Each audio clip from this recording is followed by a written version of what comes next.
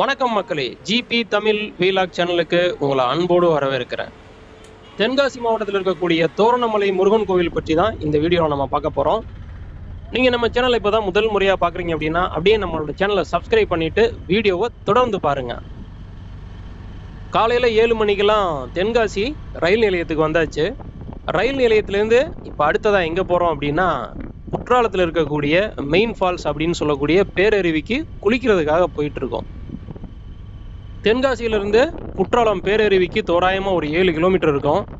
பேருந்து மூலமாகவும் நம்ம வரலாம். நாங்கள் கொஞ்சம் சீக்கிரம் போகணும் அப்படிங்கிறதுக்காக அங்கிருந்து ஆட்டோ எடுத்துட்டோம். பேருந்தில் வர்றோம் அப்படின்னா நம்ம கொஞ்சம் தூரம் நடக்க வேண்டியது இருக்கும்.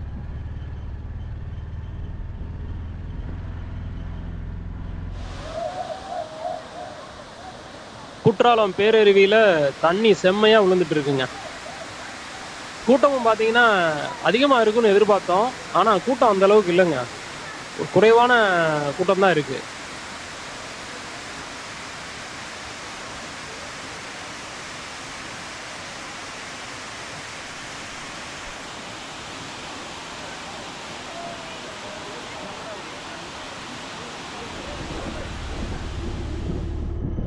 குற்றாலத்தில் ஜம்முன்னு ஒரு குளியலை போட்டுட்டு அடுத்ததா தோரணமலைக்கு போயிட்டு இருக்கோம்.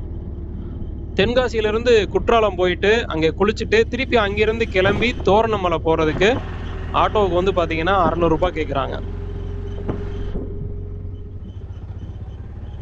பழைய குற்றாலம் செல்லக்கூடிய அந்த பிரிவை கடந்து போயிட்டு இருக்கோம். நாங்கள் முதல்ல பழைய குற்றாலத்தில் குளிச்சுட்டு அடுத்ததாக தோரணமலை போகிறதா தான் இருந்தது. அங்கே குளிக்கிறதுக்கு அனுமதி இல்லை அப்படிங்கிறதுனால தான் நாங்கள் பேரருவிக்கு போயிட்டு குளிச்சுட்டு இப்போ வந்துட்டு இருக்கோம். இந்த இடம் பார்த்தோம்னா மாதாபுரம் செக் போஸ்ட் அப்படின்னு சொல்லக்கூடிய இடம். தென்காசியிலிருந்து தோரணமலைக்கு நம்ம பேருந்து மூலமாக வர்றோம் அப்படின்னா இந்த இடத்துல இறக்கி விட்டுருவாங்க. இந்த பிரிவிலிருந்து கோவிலுக்கு இன்னும் ஒரு 4 கிலோமீட்டர் நம்ம போக வேண்டியது இருக்குது. இங்கேருந்து பேருந்து வசதி அடிக்கடி கிடையாது. அதனால் ஆட்டோவிலையோ அல்லது மினி பஸ்லையோ தான் இங்கேருந்து நம்ம போகணும். நமக்கு முன்பாக தெரியக்கூடிய அந்த மலை தான் தோரணமலை. ஆட்டோ அல்லது பேருந்தில் வர்றோம் அப்படின்னா இந்த இடத்துல இறக்கி விட்டுருவாங்க. இங்கேருந்து நம்ம கோவில் வரைக்கும் நடந்து தான் போகணும். தென்காசி மாவட்டம் பண்பொலி அப்படிங்கிற ஊரில் அமைந்திருக்கக்கூடிய திருமலை குமாரசாமி கோவிலுக்கு போன மாதம் போயிருந்தோம். அந்த கோவில் பற்றிய வீடியோ நம்ம சேனலில் போட்டிருக்கோம். பார்க்காதவங்க போய் பாருங்கள். பூஜை பொருட்கள் விற்பனை செய்யக்கூடிய கடைகள் இங்கே இருக்குது. நம்ம ஏதாவது பூஜை பொருட்கள் வாங்க மறந்துட்டோம் அப்படின்னா நம்ம இங்கே வாங்கிக்கலாம்.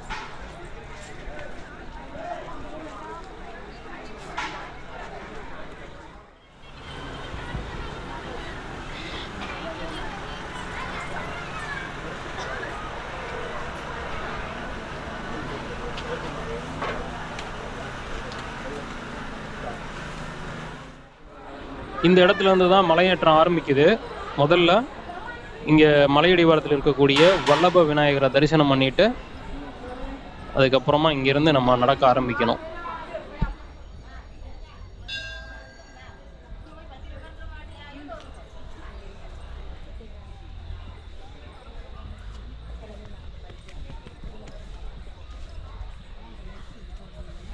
மலையடிவாரத்திலிருந்து கோவில் வரைக்கும் தோராயமாக ஒரு 1100 படிக்கட்டுகள் நம்ம ஏற வேண்டியது இருக்கும் அப்படின்னு சொல்லியிருக்காங்க. ஏறி பார்க்கலாம். படிக்கட்டுகள் பார்த்தீங்கன்னா ரொம்ப செங்குத்தாக அமைச்சிருக்காங்க. வயசானவங்கள்லாம் இந்த படிக்கட்டில் ஏறி மேலே வர்றதுங்கிறது கொஞ்சம் சிரமமாக தான் இருக்கும்.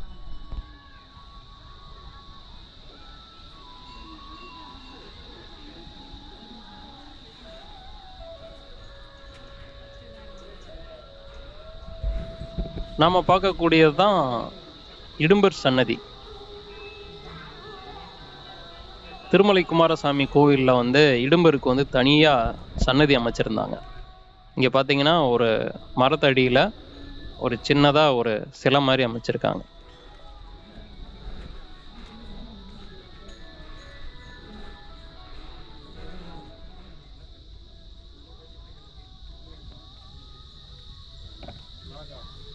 தோரணமலை முருகன் கோவிலை பொறுத்த வரைக்கும் நாம் படிக்கட்டு வழியாக நடந்து தான் கோவிலுக்கு போகணும். மாற்று வழி எதுவும் கிடையாது. அமர்ந்து இளைப்பாறுவதற்கு ஆங்காங்கே வந்து மண்டபங்கள் கட்டி விட்டுருக்காங்க.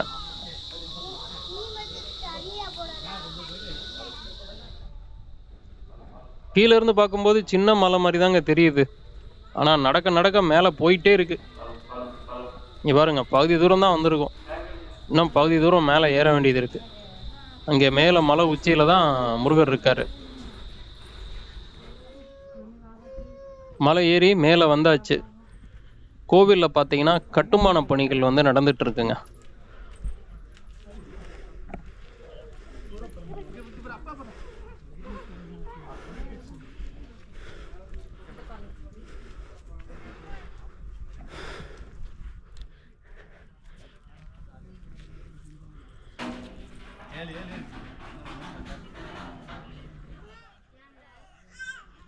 நமக்கு முன்பாக இருக்கக்கூடியதுதான் தோரணமலை முருகர் சன்னதி.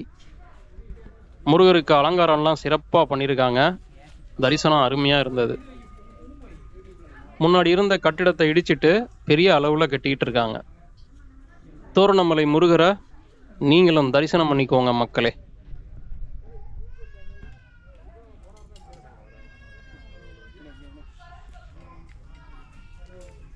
நமக்கு முன்பாக இருக்கக்கூடியது அம்மன் சன்னதி.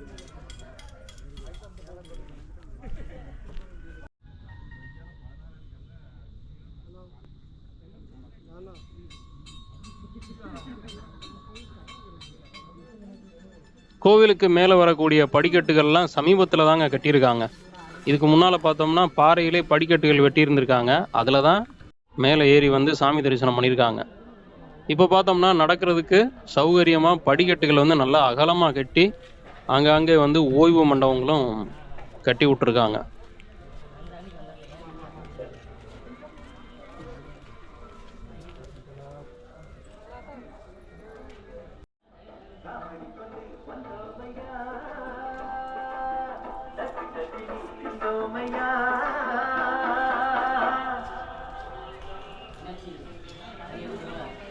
மலையேறி வரக்கூடியவங்களுக்கு களைப்பு தெரியாமல் இருக்கணும் அப்படிங்கிறதுக்காக ஓய்வு மண்டபங்களில் ஒலிபெருக்கியை பொருத்தி முருகன் பாடல்களை போட்டுக்கிட்டே இருக்காங்க.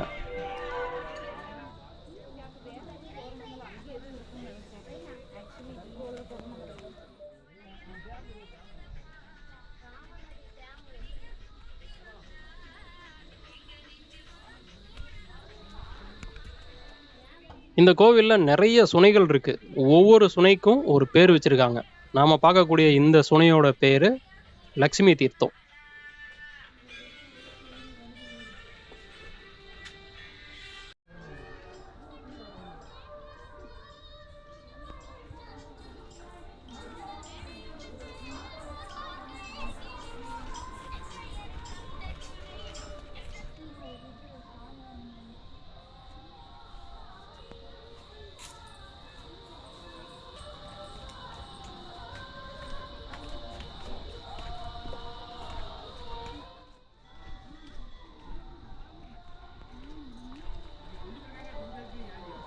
இந்த மலையில் சிங்கவால் குரங்குகள்னு சொல்லப்படுற இந்த மாதிரி குரங்குகள் வந்து ரொம்ப அதிகமாக இருக்குது. கையில் சாப்பிடக்கூடிய பொருட்கள் ஏதாவது வச்சுருந்தோம்னா நம்மளை பயமுறுத்தி பிடுங்கி சாப்பிட்ருது.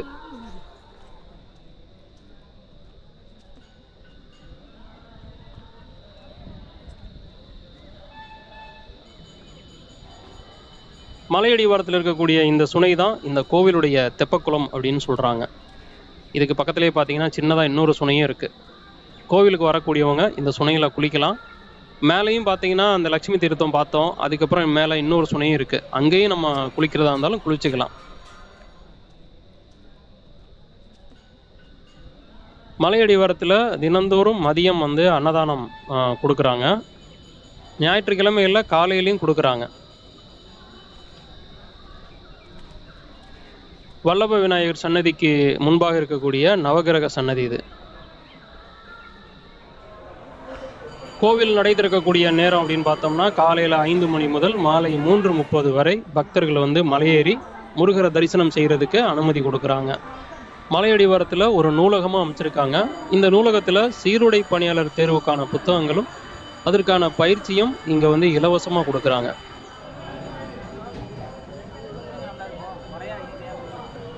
தோரணமலை முருகன் கோவில் பற்றிய இந்த வீடியோ எப்படி இருந்ததுன்னு கமெண்ட்டில் சொல்லுங்கள். இந்த வீடியோ உங்களுக்கு பிடிச்சிருந்தா இந்த வீடியோவுக்கு ஒரு லைக்கை போட்டு விடுங்க. இது மாதிரியான வீடியோக்களை தொடர்ந்து பார்க்குறதுக்கு நம்மளோட சேனலை சப்ஸ்கிரைப் பண்ணி வச்சுக்கோங்க. மீண்டும் அடுத்த வீடியோவில் உங்களை சந்திக்கிறேன். நன்றி.